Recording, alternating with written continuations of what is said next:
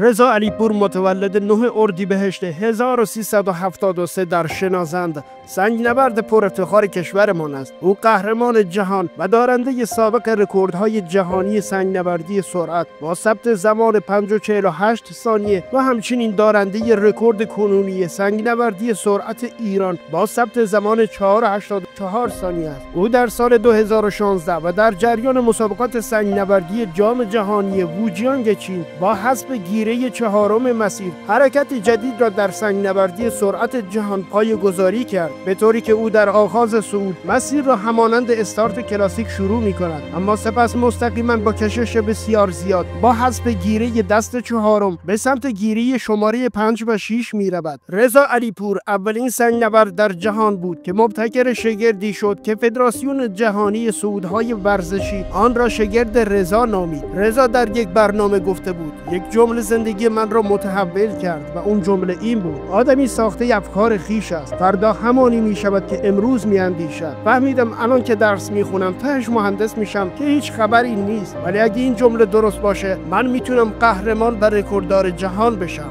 به افتخار رضا علیپور این پست رو لایک کنید و یه جمله براش تو کامنت ها بنویسید.